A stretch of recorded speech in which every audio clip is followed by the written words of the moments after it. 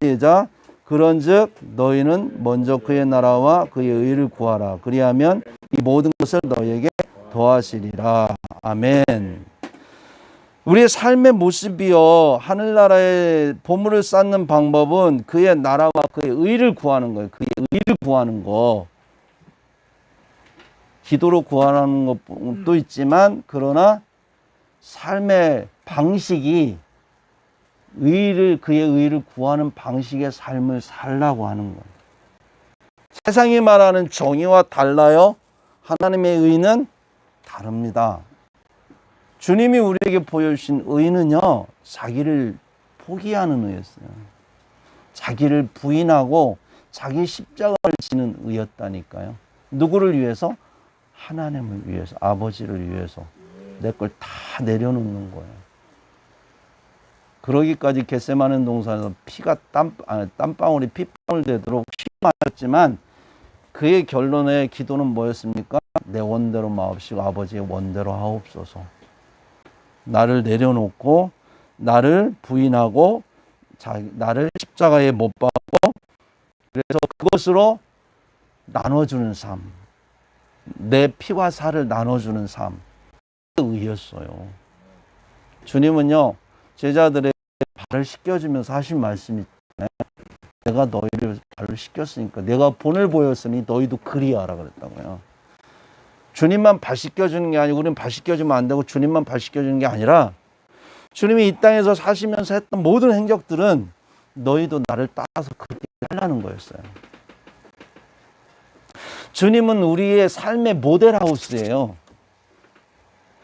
주님은 우리가 따라갈 그분의 인생의 방법, 길은, 그분의 살았던 삶의 방식은 우리가 살아야 될 방식이라고 주님께서 가르쳐 몸소 친히 오셔서 보여주신 말씀이에요.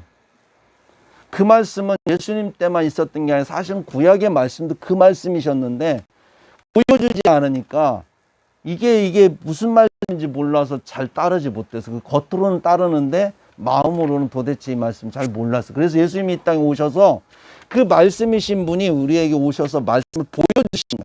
삶으로 보여주신 거야. 그분의 삶은 그래서 말씀인 거야. 말씀이 삶이 됐다는 거죠. 삶이 예배가 됐고, 그분의 삶은 예배의 삶이었고, 그분의 인격은 바로 말씀의 인격이었고, 그분의 그 인격은 그분 스스로가 성전이시잖아요. 교회란 말. 우리의 삶의 의의 방식이 바로 의로운 방식. 한마디로 말하면 배려하고 섬기고 베푸는 삶을 사는 것. 그 모습, 나를 희생하는 그 모습, 나를 뛰어넘어, 내 가족을 뛰어넘어 내 이웃들에게 나누는, 그 이웃들과 함께 하나님의 의를 추구하고, 그 이웃들과 함께 평화를 추구하고, 그 이웃들과 함께 희락, 행복을 추구하는 삶. 그래서 그 지역에 교회가 있으면 그 지역의 가정들이 행복해야 돼요. 그 지역의 가정들이 정말로 평화로워야 돼요. 그래서 그 지역이 그렇게 되어져야 되는 게, 그게 바로 교회가 살아있고 교회가 하나님의 교회에서 역할을 감당하는 거예요. 그랬어야 되는데 그게 안 되니까, 사람들의 기대가 무너지니까, 그동안 기대했던 게 무너지면서 교회가 힘이 있는 줄 알았고 능력이 있는 줄 알았는데, 코로나 하나에 그냥 확 무너진 거 보면서, 아무런 역할을 하지 못하는 걸 보면서 사람들은 희망을 접었던 거죠. 그렇다고 그들의 마음 가운데 소망이 없을까요? 정말 행복하고 평화롭고 의로운 그런 세상에 대한 소망이 없을까? 그게 하나님 나라인데? 있지요. 여러분은 그것을 전달하고 보여줄 수 있는 기관입니다. 아무리 세상이 부인해도 교회는 그렇습니다. 그럼 교회는 회복되어져야 되는 거예요. 아무리 세상이 교회 무용론을 펼치고, 네? 교회를 없애기 위해서 법을 만들어서 아무리 노력해도 교회는 존재해야 되는 거예요. 그 교회가 사라지는 순간 주님은 이 땅에 이 모든 것들을 존재해야 될 이유가 없어집니다. 그래서 심판하시는 거예요. 교회 때문에 심판하지 않는 거예요. 목사니까 그런 얘기 한다고 하지 마세요. 교회만이 평화를 지금 얘기할 수 있어요. 의를 얘기할 수 있어요. 교회만이 행복을 얘기할 수 있어요.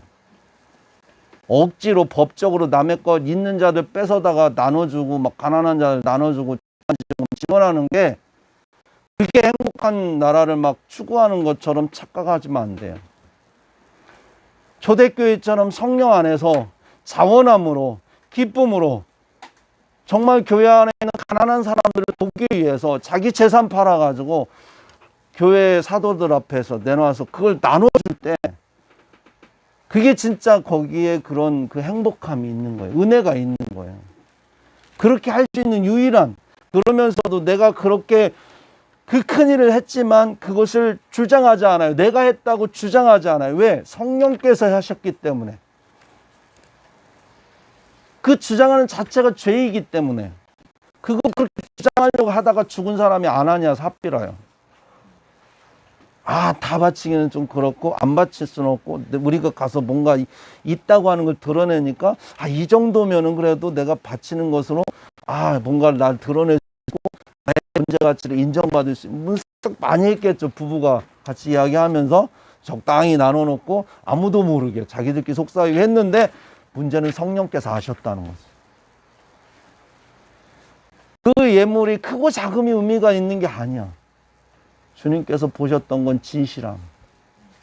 정말 하나님의 내가 종된 자서 하나님의 청지기로서 주님이 주인이시라고 하는 그 주인의식을 가지고 주님에 대한 그 청지기 의식을 가지고 내가 이 일을 행했느냐. 그걸 주님이 보시고 칭찬하시고 아니면 심판하셨던 거예요. 세상은 당신이 대통령이 되고 그리고 뭔가를 하면 막 자기를 막 드러내고 뭔가 했다고 막 공력을 나타내려고 막 얼마나 작은 것 하나 심소하게 해가지고 뭔가를 다음 대권을 막 하려고 하는 그런 노력들을 하지만 교회에서 그렇게 하면 아무도 안 알아줘요. 하나님은 그렇게 평화를 만들고 그렇게 행복을 만들고 그렇게 정의를 만들지 않습니다.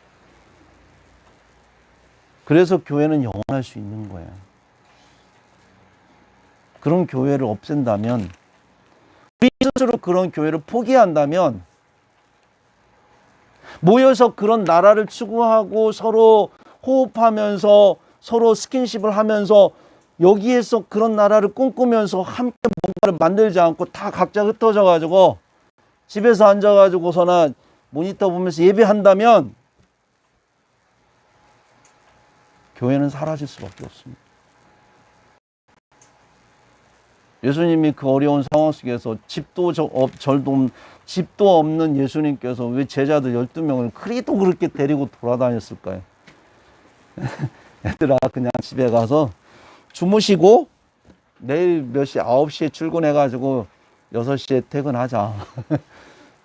그렇게 하셔도 돼요. 근데 왜 3년 동안 줄곧 데리고 다니면서 같이 밥 먹고 같이 잠자고 같이 몸에 부대끼면서 하셨느냐. 몸을 경험하라고. 모여야만 경험할 수 있는 거예요. 함께 예배하고 함께 모여서 나눌 때 경험할 수 있는 게 교회란 말이에요. 퇴근했다가 와가지고서나 뭐 앉아서 출근하고 그냥 여기서 같이 있다가 흩어지는 그런 교회가 아니라고요. 그동안 교회가 뭐만 했냐면 예배만 했어. 예배만. 공동체에 대한 것이 없었어. 공동체가 뭘 해야 될지 몰랐다고. 공동체가 세상 가운데서 교회를 보여주지 못했단 말이에요. 그러니까 사람들은 뭐라 그래요? 예배는 왜 예배 드리는 거야? 자기들 구원만을 위해서 예배 드리지 그게 하나님 나라가 뭔지도 보여주지 않는 거죠. 이제 코로나 팬데믹 시대에 우리가 보여줘야 될 게 하나님 나라예요. 그래야 저들이 희망을 갖는 거예요. 그래야 교회가 다시 일어설 수 있는 거예요. 그래서 그리스도인은 우리들에게 주어진 권력, 우리들에게 주어진 우리들에게 주어진 인기, 그 모든 것을 하나님 나라를 위해서 쏟아 부을 수 있어야 돼요. 하나님의 명령에 따라. 그래서 그리스도인은 부하면, 그 부가 쓰여져서 흘러가서 부하면 그거는 죄가 아니에요. 근데 그 부가 그냥 내 안에 멈추기 때문에, 그냥 거기서 멈추고 쌓아두기 때문에 그게 죄라고 성경은 말씀하는 거죠. 아브라함도 부자였대요. 욥도 부자인 거 아시죠? 솔로몬도 엄청 부자였죠. 근데 하나님께서 그들이 부자였다고 야 너희들 왜 이렇게 죄졌냐 그러지 않았어요. 하나님이 그들에게 집중했던 건 그들이 가지고 있는 소유에 집중한 게 아니에요. 그가 말씀에 순종하는 게 집중했구나. 그래서 그들이 말씀대로 살아냈음에도 불구하고 그들은 여전히 부할 수 있었어요. 그래서 그들의 부가 당연한 거예요. 근데 우리 한국교회 그리스도인들은 왜 부하기를 원하냐고요. 왜? 목적이 뭐야? 여기에서 잘못된 거죠. 내가 왜 큰 집을 사야 되는 거예요? 왜? 나누기 위해서. 그게 필요하지 않다면 큰 집 살 필요 없어요. 그죠? 필요하다면 큰 집도 사야죠, 교회는.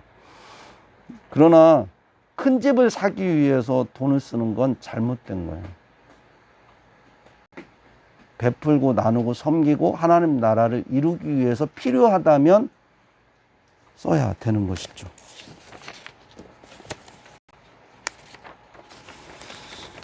예. 주님은 우리에게 19절에 보물을 땅에 쌓아두지 마라 명령하셨습니다. 부자 청년이 예수님을 따르지 못했다고 주님은 말씀하세요. 그 부자 청년 지옥 갔을까요? 천국 갔을까요? 성경에는 안 나와 정확하게 지옥 갔다, 천국 갔다 얘기는 않지만 예수님을 따르지 않았다는 것으로 보아서 죄송합니다만 지옥 갔을 거예요. 예수님 뭐라고 했어요? 내 있는 것으로 팔아서 나눠주라는 거. 그는 얘기했죠. 나는 계명을 다 지켰어요. 나는 선하게 살았거든요. 누구한테 해를 끼치지 않았고요. 나는 말씀대로 살았. 이제 뭘 해야 천국 갈 수 있습니까? 나만큼 이 정도 했으면 됐지 않았어요? 그렇게 얘기하는데 그래 말해 네 말이 맞아. 너 그렇게 살았어. 인정해. 근데 한 가지 부족한 게 하나 있다. 뭔데요? 너가 가지고 있는 거 다 팔아서 이웃들에게 나눠주고 나를 따르라. 근심하며 가니라 그랬다고. 거기서 뭐예요? 쌓아두는 것이 죄라는 것을 주님 말씀하시는 거예요.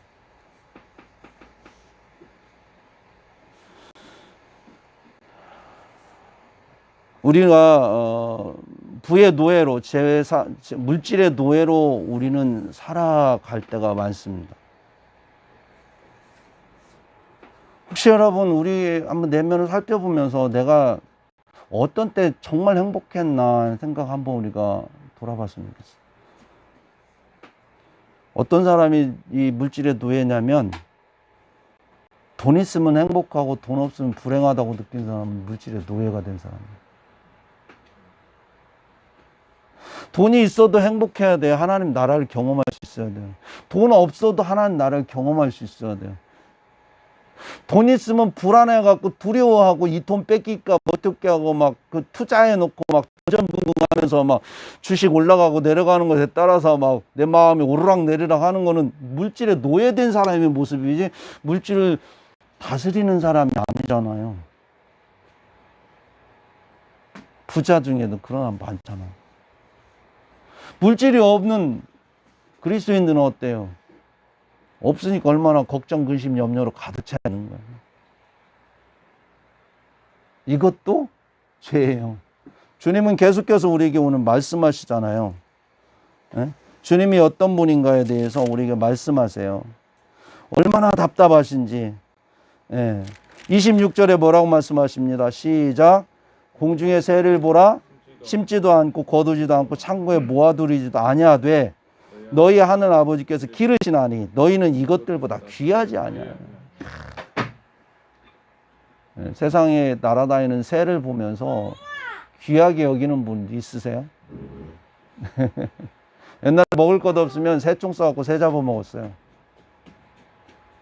막 새가 떨어진 거 막 귀한 막 그 귀한 거 떨어지면서 막 우리는 막 마음에 뭐 그래요? 그러지 않죠.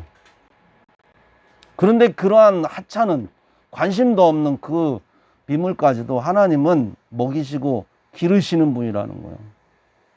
하물며 너희일까 보냐. 이 세상을 왜 창조했는데 너희 때문에 창조한 거야. 그럼 이 모든 것을 어떻게 하겠는데 그 아버지가 다 주겠다는 거죠. 근데 왜 걱정하고 염려하고 근심하고 있느냐라고 하는 거예요. 뭐가 문제기를.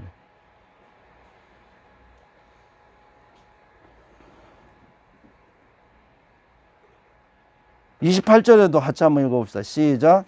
또 너희가 어찌 의복을 위하여 염려하느냐. 들의 뱃값바가 어떻게 자라는가 생각하여 보라. 수고도 아니하고 길쌈도 아니하느니라. 그러나 29절 내가 너에게 말하노니 솔로몬의 모든 영광으로도 입은 것이 이 꽃 하나만 갖지 못하였느니라. 예. 들의 뱃값바도 주님께서 입히신답니다.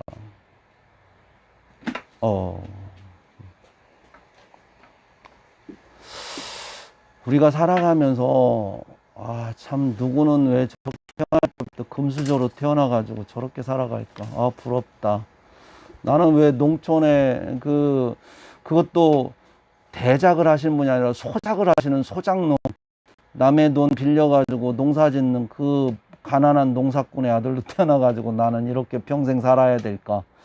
그것만 생각하면요 굉장히 억울하고, 때로는 참 내가 이 땅에 이렇게 살아가고 있는 자체가 왜 나를 이렇게 만드신 하나님이 하나님께 분노하고 막 이럴 수 있어요. 그런데 이 부분에 대해서 사도 바울이 이렇게 얘기합니다. 빌립보서 4장 12절에 같이 한번 찾아보겠습니다. 빌립보서 4절 정말 중요한 말씀입니다. 빌립보서 4장 12절 다 찾으셨으면 같이 한 목소리로 읽도록 하겠습니다. 빌립보서 4장 12절 시작. 나는 비천에 처할 줄도 알고 풍부의 배고픔과 풍부와 궁핍에도 처할 줄 아는 일체의 비결을 배웠노라. 아멘.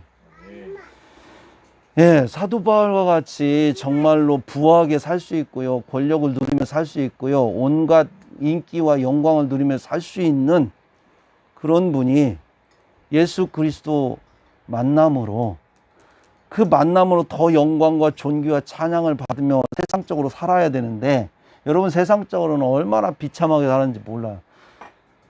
맨날 배고프고 매 맞고 돌 맞고 감옥 갇히고 그랬다고 당신이 주장할 정도로 정말 비참한 삶을 살았어요.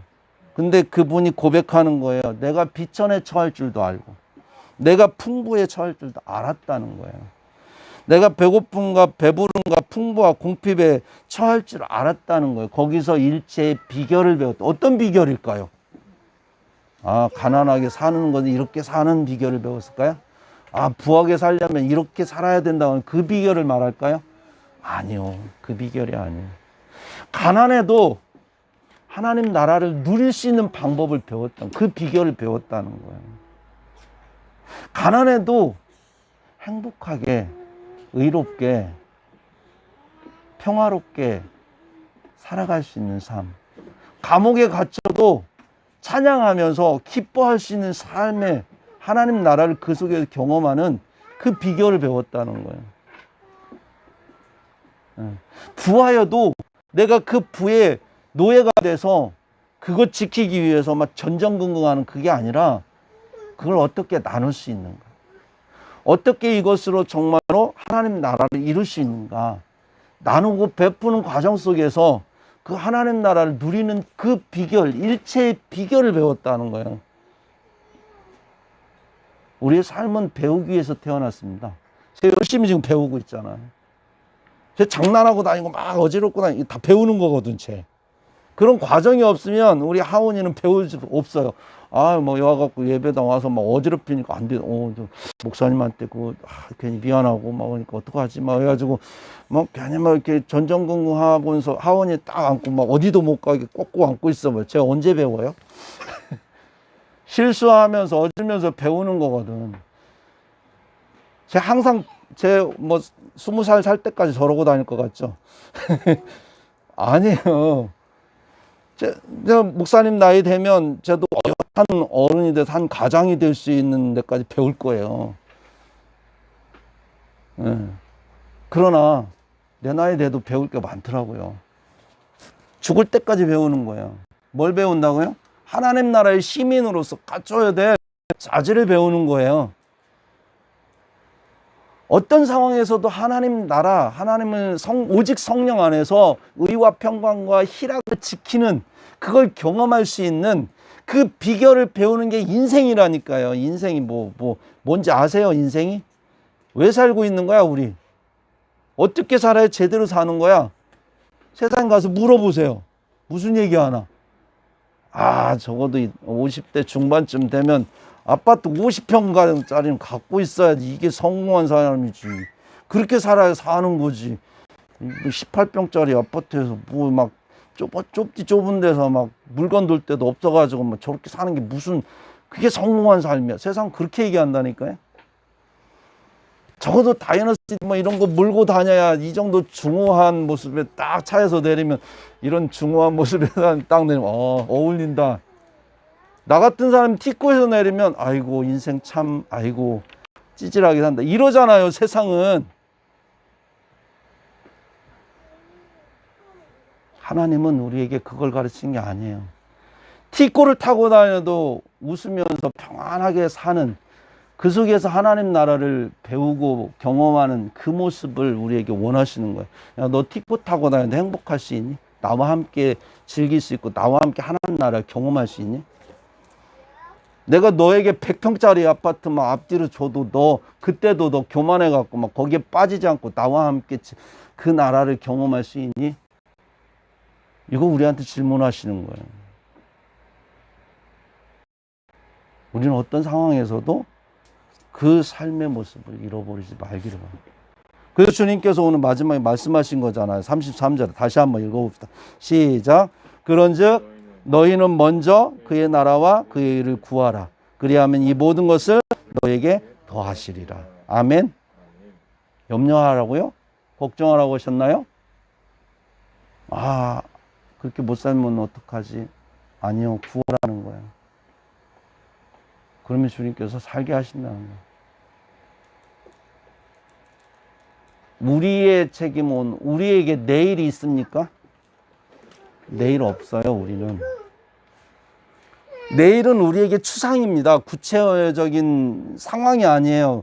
내일은 우리에게 추상이에요. 있을 수도 있고 없을 수도 있고.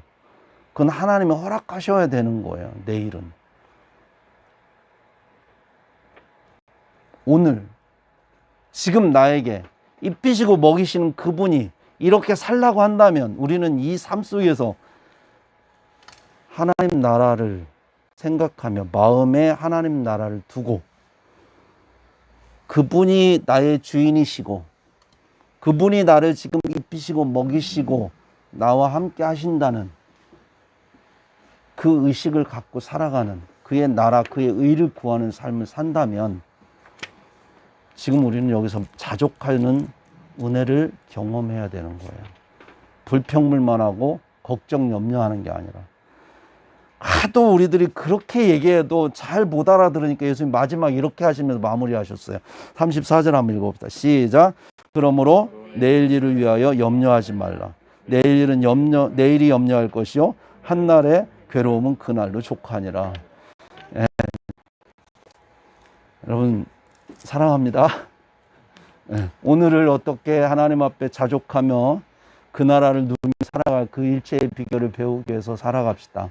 내일 때문에 염려하고 근심하고 걱정하면 인상 쓰며 살지 마시고 하나님 앞에서 오늘 지금 그 나라를 경험하면서 성실하게 살아낼 때 내일은 주께서 우리에게 주어지세요.